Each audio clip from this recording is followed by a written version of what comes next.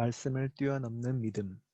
꿈속에서 둘은 함께 걸어가고 있었다. 신실은 무심코 고개를 돌렸다가 허풍선이라는 사내가 길 한쪽에 붙어 걷는 걸 보았다. 언젠가부터 여럿이 어깨를 나란히 하고 지날 수 있을 만큼 길이 넓어져 있었다. 허풍선은 가까이서보다 조금 거리를 두고 볼 때 훨씬 훤칠하고 잘나 보이는 스타일이었다. 신실은 허풍선에게 말을 걸었다. 안녕하세요. 혹시 거룩한 나라로 가시나요? 예, 말씀하신 데까지 갑니다. 허풍선이 대답했다. 잘 됐군요. 함께 가면 좋을 것 같은데 어떠세요? 신실이 초대했다. 길동무로 받아주신다면 저야 그저 고마울 따름입니다. 허풍선은 반색을 했다. 그럼 됐네요. 이리 오셔서 선한 일에 관한 이야기나 나누면서 시간을 보냅시다. 허풍선은 기다렸다는 듯 말했다. 선한 일에 관해 대화하는 게 얼마나 유익한지 알고 계신 분들과 만나게 돼서 말할 수 없이 기쁩니다.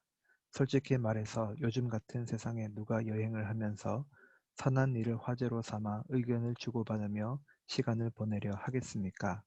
그저 쓸데없는 소리나 하면서 세월을 낭비하기 일쑤죠. 그것만 생각하면 속이 상해 못 견디겠습니다. 신실도 맞장구를 쳤다. 그렇습니다. 그렇게 시간을 흘려보내는 건 참으로 유감스러운 일이죠. 하나님과 하늘나라에 관해 이야기하는 것만큼 혀와 입을 보람있게 쓸 수 있는 일이 또 어디에 있겠습니까?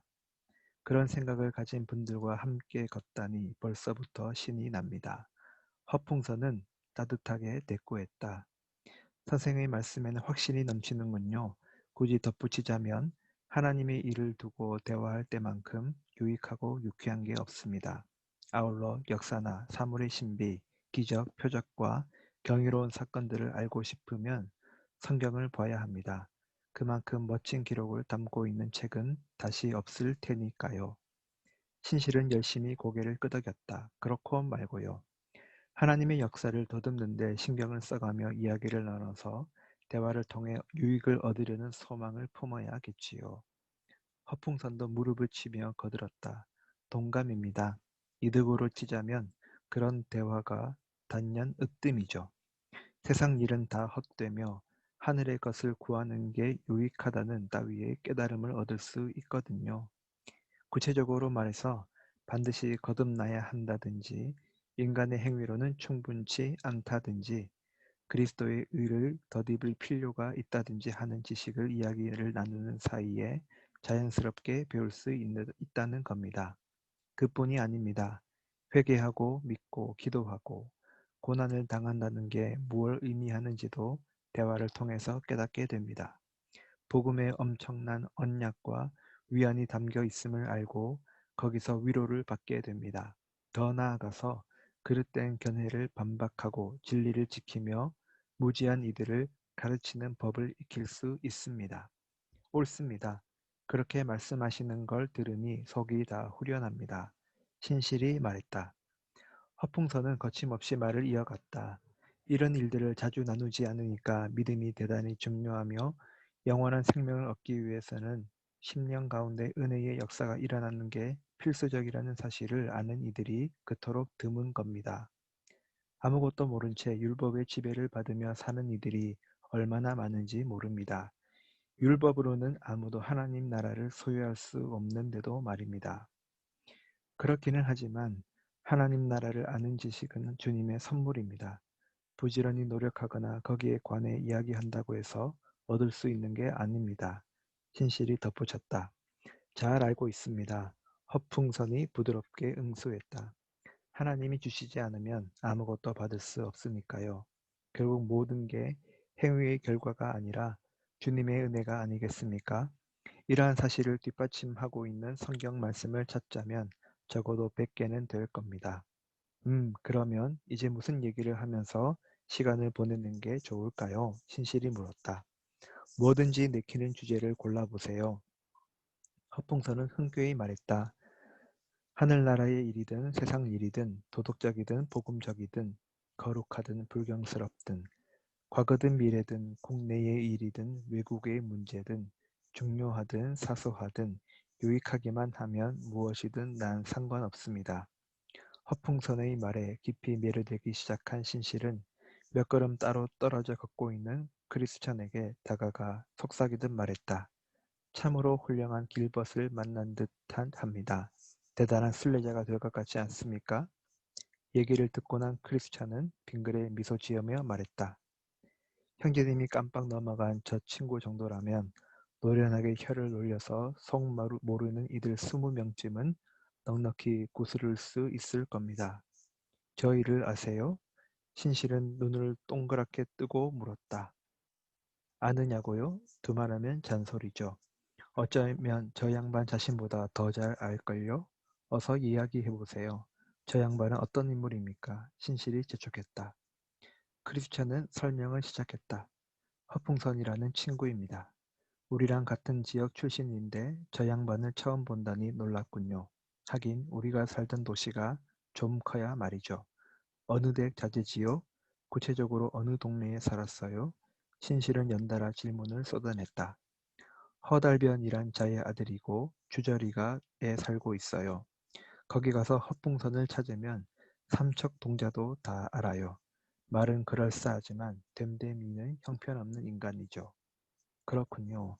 아주 점잖은 양반인 줄 알았는데 신실은 입맛을 다셨다. 크리스찬은 쐐기를 박았다. 실체를 모르는 이들로서는 그럴 수밖에 없겠죠. 멀리 떨어진 동네에선 더할 나위 없이 훌륭하게 처신하지만 집 근처에 선 그런 망나니가 없어요. 형제님이 저 친구한테 깊이 감동을 받고 썩 괜찮은 인물로 생각하는 걸 보니까 멀리서 보면 아주 매력적인데 가까이 다가가면 조잡하기 짝이 없었던 어느 화가의 그림이 떠오르는군요. 웃음기가 입가에 가득하시네요. 괜히 하시는 말씀 아닙니까? 도저히 믿어지지 않는다는 듯 신실히 물었다. 크리스찬은 펄쩍 뛰며 대답했다. 미소를 지은 건 사실이지만 누굴 헐뜯는 건 하나님이 기뻐하시는 일이 아닙니다. 근거 없이 욕하는 게 아닙니다. 저 친구의 진짜 됨됨이를 알 수 있는 얘기를 하나 더 들려드리죠. 허풍선은 누구와도 동행이 되고 무슨 얘기든 다 할 수 있는 작자입니다. 지금 형제님에게 했던 말을 주점에서 술을 마시면서 똑같이 하고도 남을 인간이라는 말입니다.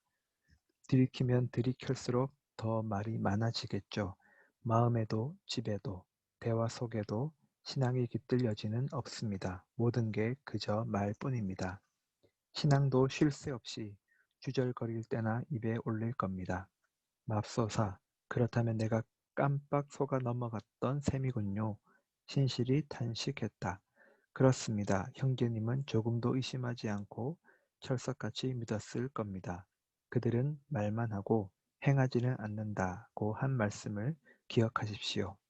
하지만 하나님의 나라는 말에 있지 아니하고 오직 능력에 있습니다. 기도와 회개, 믿음과 거듭남에 대해 온갖 얘기를 늘어놓지만 저 친구가 아는 건 그럴듯하게 말하는 법뿐입니다. 오랫동안 그 집 식구들과 왕래하며 지냈고 허풍선이 집 안팎에서 어떻게 행동하는지 꾸준히 지켜봐 왔기에 이렇게 자신있게 이야기하는 겁니다. 저 친구의 집에 가봐도 진정한 신앙이라곤 전혀 없어요. 마치 계란 흰자 같아서 무덤덤하기 짝이 없지요. 기도도 하고 죄를 회개한 흔적도 없어요.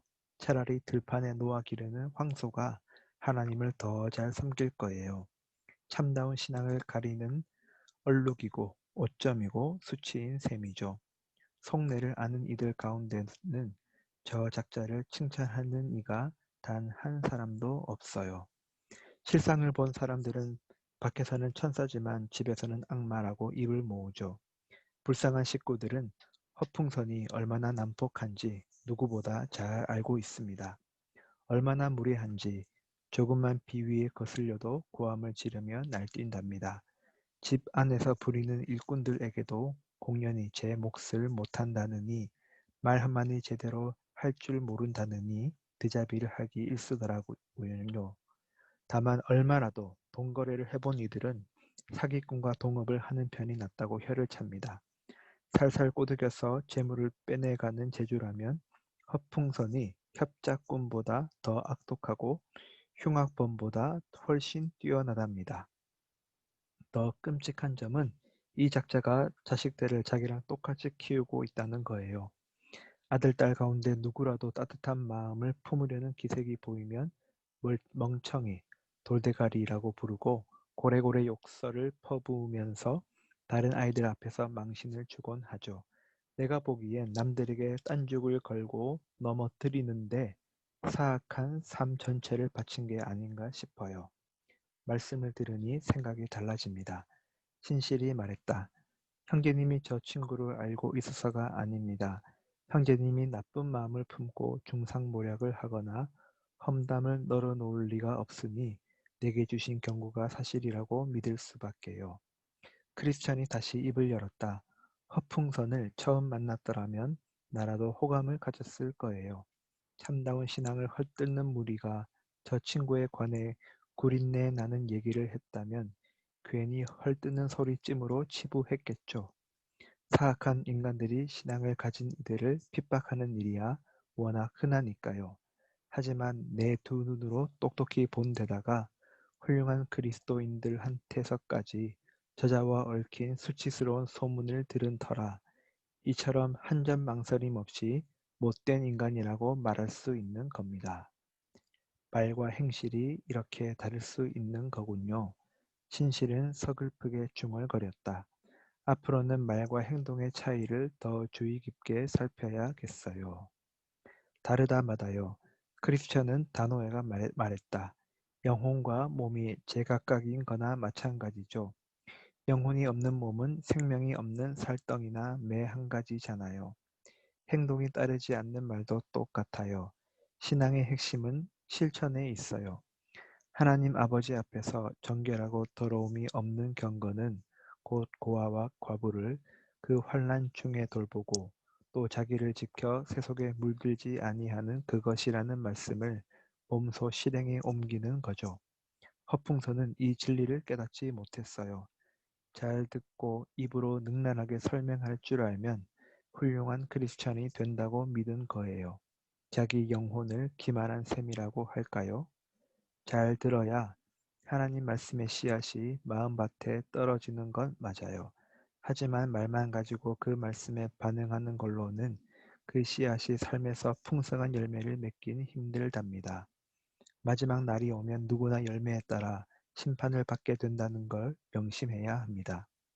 너나 없이 내가 믿느냐가 아니라 행했느냐 아니면 그저 말만 했느냐라는 질문을 받게 된다는 뜻이죠.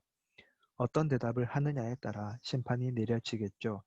마지막 때를 흔히 추수와 비교하지 않습니까? 알다시피 추수철의 관심사는 열매뿐입니다. 결실이 있으면 가짜도 진짜로 봐줄 수 있다는 뜻은 아닙니다. 오히려 그 반대예요. 마지막 심판 날에는 허풍선의 고백이 얼마나 시덥지 않은지 낱낱이 드러날 거란 말입니다. 형제님 말씀을 들으니 정결한 짐승에 관해 모세가 했던 이야기가 떠오릅니다. 신실히 말했다. 발굽이 갈라지거나 되새김질만 하면 되는 게 아니라 두 조건에 모두 맞아야 정결하다고 했잖아요. 토끼는 되새김질을 하지만 발굽이 갈라져 있지 않으니 부정하죠. 허풍선도 비슷해요. 지식을 쫓아서 말씀을 되새김질하지만 발굽이 갈라져 있지 않아요. 다시 말해서 죄인의 길에서 갈라서지 않았다는 얘기죠. 토끼가 그런 것처럼 저 양반도 개나 곰과 같은 발을 가졌으니 당연히 부정할 수밖에요. 개인적인 판단입니다만 복음서의 본문을 제대로 보셨다는 생각이 듭니다. 크리스찬이 단언했다. 덧붙이자면 바울은 말만 잘하는 이들을 일컬어 울리는 징이나 요란한 꽹과리와 다름없다고 했어요. 생명 없는 것이 소리를 낼 뿐이라고 지적한 적도 있어요. 방언이나 천사의 말처럼 들리기는 하지만 그 안에 생명이 없어요. 참다운 믿음도 복음의 은혜도 없는 것이죠. 결국 이런 이들은 생명의 자녀들과 더불어 하나님 나라에 살지 못하게 됩니다. 그렇군요. 처음 말을 섞을 땐 몰랐는데 지금은 아주 너덜머리가 납니다. 어떻게 해야 저 녀석을 떨쳐버릴 수 있을까요? 신실은 몸서리를 쳤다. 내가 일러드리는 대로 해보세요. 하나님이 저 친구의 마음을 어루만져서 바꾸어 주시지 않는 한 저편에서도 형제님과 함께 가고 싶어 하지 않게 될 거예요. 크리스천이 제안했다. 어떻게 할지 말씀해 주세요. 진실이 부탁했다. 가서 신앙의 능력에 관해 진지한 토론을 시작하세요. 100이면 100, 허풍선은 맞장구를 치고 나설 겁니다. 그럼 마음에서, 가정에서, 행동에서 그 능력이 진정으로 역사하고 있는지 단도직입적으로 물어보세요. 신실은 반대쪽으로 건너가서 다시 말을 걸었다. 좀 어떠세요? 아주 좋아요. 고맙습니다. 허풍선이 대답했다. 이제 정말 멋진 얘기들을 나눠볼까요? 신실이 제안했다. 괜찮으시면 대화를 계속하죠. 아까 말을 맺으면서 나더러 마음껏 화제를 정해보라고 하셨죠. 평소에 궁금해하던 문제가 있었어요. 누군가 구원해 주시는 하나님의 은혜를 마음에 품고 있다면 그게 어떻게 밖으로 드러날 수 있겠습니까? 무슨 말씀인지 알겠습니다. 허풍선이 나섰다. 능력에 관해 이야기해 보고 싶다는 말씀이죠. 아주 좋은 질문입니다. 거기에 답을 드릴 수 있어서 참 기쁘군요. 간단히 핵심만 이야기하겠습니다. 첫째로, 하나님의 은혜가 마음속에서 역사하기 시작하면 반드시 죄와 격렬히 충돌하게 마련입니다. 둘째로, 신실은 말을 막고 나섰다. 잠깐만요. 선생님의 말씀을 한 번 더 짚어봅시다. 내 생각에는 심령이 죄를 극도로 혐오하는 현상이 나타난다고 표현하는 게 타당할 것 같군요. 죄와 충돌하든 끔찍이 싫어하든 별 차이가 없어 보입니다만 허풍선이 토를 달았다. 달라도 이만저만 다른 게 아닙니다. 하나님의 심정으로 죄를 혐오하지 않는 한 원칙적으로는 죄와 충돌하면서 진저리 치도록 혐오하는 수준에는 이르지 않을 수도 있습니다. 강대상에서는 침을 튀겨가며 죄를 성토하지만 마음과 집, 생활 방식에서는 좀처럼 떨쳐내지 않는 이들이 얼마나 많은지 모릅니다. 보디발의 아내만 해도 그렇습니다. 스스로 거룩한 인물이기라도 한 것처럼 요셉에게 목청껏 소리를 질러댔습니다. 하지만 실제로는 고함을 쳤던 것과는 달리 요셉을 유혹하려고 안간 힘을 쓰지 않았습니까? 딸 아이에게 천하의 버르장머리 없는 못된 계집애라고 부르며 잡돌이하던 엄마가 금방 태도를 바꿔서 아이를 껴안고 뽀뽀를 해대는 짝입니다. 대단찮은 일로 트집을 잡으시려는 겁니까? 허풍선은 미심쩍은 얼굴로 물었다. 신실이 대꾸했다. 천만에요. 그저 잘못을 바로 잡으려는 것뿐입니다. 은혜가 심령에 역사하시는 걸 알 수 있는 두 번째 방법이 뭐라고 하셨죠? 복음의 신비를 꿰뚫는 풍성한 지식입니다. 허풍선이 말했다. 신실은 즉시 이의를 제기했다. 다들 지식을 첫 번째 표지로 여기죠. 하지만 처음으로 보든 끝으로 보든 잘못된 생각이긴 매 한 가지입니다. 은혜의 역사에 영혼을 내맡기지 않고도 복음의 신비에 관한 지식은 엄청나게 긁어모을 수 있습니다. 풍부한 지식을 쌓아도 아무 보람이 없다는 거죠. 한마디로 말해서 하나님의 자녀가 되지 못한다는 겁니다. 그리스도가 내가 너희에게 한 일을 알겠느냐고 묻자 제자들은 그렇다고 대답했습니다. 주님은 곧바로 너희가 이것을 알고 행하면 복이 있으리라고 말씀하셨습니다. 지식이 아니라 실천에 축복이 있다고 말씀하신 겁니다. 행동으로 연결되지 않는 아는 삶은 무의미합니다. 주인의 뜻을 알고도 그 뜻대로 행하지 않은 종이나 다를 게 없기 때문입니다. 천사만큼이나 많이 알지라도 그리스도인이 되지는 못합니다. 따라서 선생의 주장은 진실이 아닙니다. 실제로 삶은 말쟁이나 허풍쟁이들을 즐겁게 하지만 행함은 하나님을 기쁘시게 합니다. 지식이 없어도 마음이 선해질 수 있다는 뜻은 아닙니다. 지식이 없으면 심령이 공허해지니까요. 하지만 지식에는 두 종류가 있습니다. 첫째는 기껏해야 사물의 이치를 어림짐작해 보는 정도의 지식이고, 다른 하나는 믿음과 사랑이 넘치는 은혜와 더불어 찾아와서 마음으로부터 우러나 하나님의 뜻을 행하는 사람이 되게 만드는 지식입니다. 첫 번째 지식은 말쟁이들에게 안성맞춤입니다. 하지만 진정한 그리스도인이라면 지식이 성실한 실천으로 이어져서 하나님을 기쁘시게 할 때까지 결코 만족할 수 없을 겁니다. 나를 깨우쳐 주십시오. 내가 주님의 법을 살펴보면서 온 마음을 기울여서 지키겠습니다. 라는 고백을 잃지 않는다는 말이죠. 허풍선은 불쾌한 감정을 숨기지 않았다. 교양 업계실이 또 생트집을 잡으시는군요.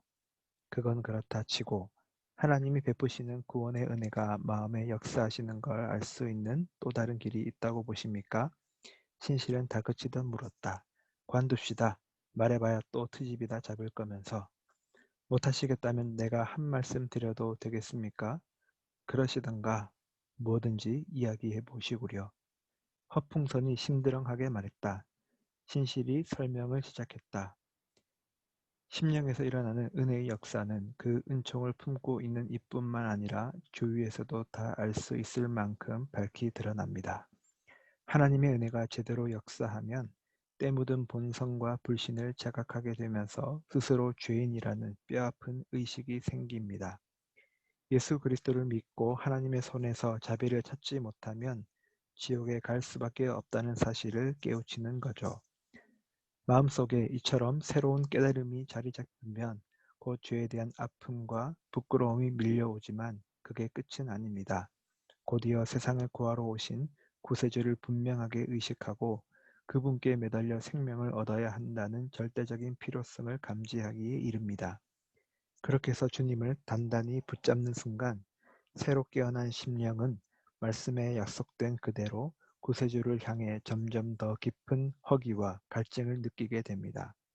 이제 구세주를 믿는 믿음이 강하고 약함에 따라 세상에서 누리는 기쁨과 평안, 거룩함을 사모하는 마음, 주님을 더 알고자 하는 열망, 오로지 그분만을 섬기려는 마음의 깊이가 달라집니다. 죄인들도 어렴풋이나마 은혜의 역사를 알아본다고 말씀드렸습니다만 그렇다고 해서 금방 아, 이게 바로 은총의 힘이구나 라고 판단하기는 거의 불가능합니다. 성품은 세상에 속해서 철저히 더러워졌고 이성 역시 한결같이 불완전할 수밖에 없으므로 내면에서 일어나는 역사를 잘못 판단할 가능성이 아주 높습니다. 그러므로 이러한 은혜를 받아 가진 이들에게도 건전한 판단력이 반드시 필요합니다. 그래야 이것이 은혜의 역사라고 확실하게 결론 지을 수 있기 때문입니다. 은혜의 역사는 대개 이런 방식으로 다른 이들에게 드러납니다. 첫째로, 그리스도를 믿는다는 고백입니다.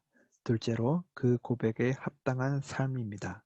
구체적으로 말하자면 경건한 마음, 경건한 가정, 세상과 확연히 구분되는 말과 행실 따위를 통해 표현되는 거룩한 삶입니다. 죄, 그리고 그 죄를 저지르고 있는 자신을 혐오하는 사람은 집안에서 잘못을 범하지 않도록 자신을 다스리며 세상에 나가서도 거룩한 성품을 드러냅니다. 위선자나 말쟁이들처럼 입으로만 그러는 게 아니라 말씀의 능력에 힘입어 믿음과 사랑 안에서 경건한 삶을 실천해 보이는 겁니다. 은혜의 사역과 그 역사가 진실한 그리스도인의 삶에 어떻게 나타나는지 간략하게 이야기했습니다. 달리 하실 말씀이 없다면 두 번째 질문을 드리겠습니다. 허풍선은 한뿔 꺾인 목소리로 말했다. 내 몫은 토를 닫는 게 아니라 잠자코 듣는 쪽인 것 같습니다. 자, 두 번째 질문을 해보시죠. 신실은 말을 이었다. 여태 말씀드린 일들을 실제로 경험해 본 적이 있습니까? 선생이 알고 있는 진리가 삶과 행동으로 나타나고 있나요? 아니면 마음에 품은 신앙을 몸으로 입증해 보이지 못하고 그저 말에 그치는 수준인가요? 대답하시려거든 부디 하나님께서도 아멘이라고 말씀하실 만한 이야기를 하도록 신경을 써 주십시오. 양심에 거리끼는 말은 아예 꺼내지도 마세요. 성경에도 참으로 인정받는 사람은 스스로 자기를 내세우는 사람이 아니라 주님께서 내세워 주시는 사람이라고 기록되어 있으니까요.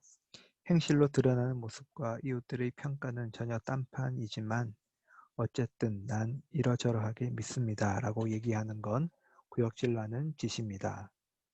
허풍선은 시뻘겋게 달아오는 낯빛을 재빨리 바꾸며 대꾸했다.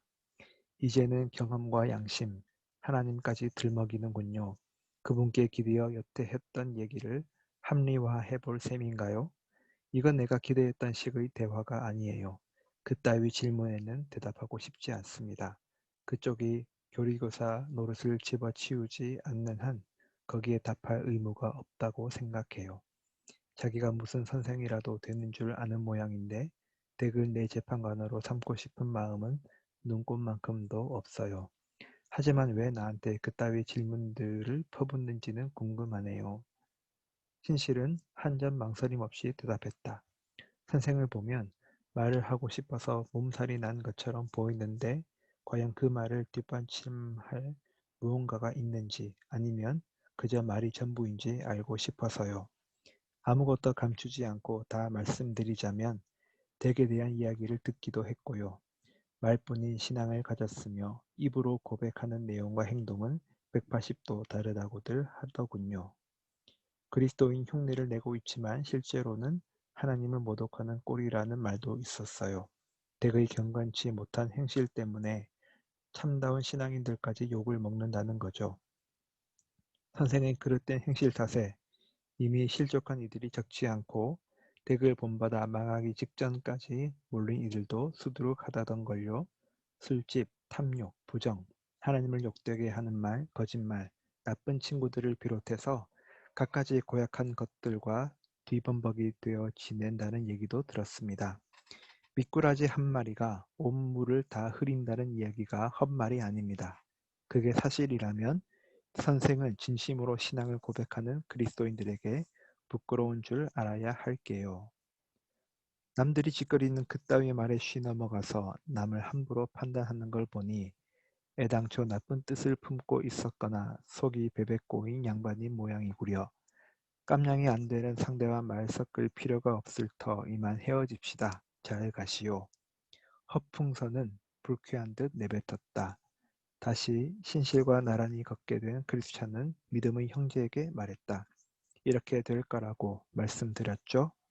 형제님의 말과 허풍선의 정욕은 절대로 어울릴 수가 없어요. 일찍이 말씀드린 그대로 저 친구는 제 삶을 고치기보다 동행을 포기하는 쪽을 택했습니다. 그러니 그냥 가게 버려두세요. 그래봐야 저만 손해죠. 억지로 떼어내는 수고를 덜어줬으니 도리어 고마워해야 할 일입니다. 계속 함께 걸었더라면 형제님과 나누는 교제를 망쳐놓았을 거예요. 그래서 사도 바울도 이 같은 자들에게서 돌아서라고 했을 거예요. 신실도 같은 생각이었다. 하지만 허풍성과 잠시나마 대화를 나눠서 참 기뻐요. 저 양반도 내 말을 한 번쯤 곱씹어 보겠지요. 그토록 분명하게 일러주었으니 설령 멸망의 길로 들어간다 하더라도 책임감을 느끼지 않아도 괜찮을 거예요. 크리스찬이 거들었다. 대놓고 이야기한 건 참 잘한 일이에요. 요즘은 누군가를 그처럼 성실하게 대하는 경우가 거의 없어요. 명명백백하게 도전하지 않으니까 신앙을 불쾌하게 여기는 이들이 많아지는 거예요. 입으로는 진리를 부르짖지만 행동은 방탕하고 허탄하기 짝이 없는 수다쟁이 멍청이들이 넘쳐나니까요. 허풍선 같은 친구들이 경건한 이들 틈에 끼어 한데 어울리게 되면 세상은 혼란스러워질 수밖에 없어요. 교회도 신망을 잃게 되고 진실한 순례자들은 깊은 슬픔에 빠지겠지요. 저런 부류를 만났을 때 다들 형제님처럼 대처할 수 있으면 얼마나 좋겠어요. 그럼 태도를 바꾸거나 성도들과 교제하는 걸 더 이상 견디지 못하고 꽁무니를 뺄 테니까요. 신실은 흥겹게 노래했다.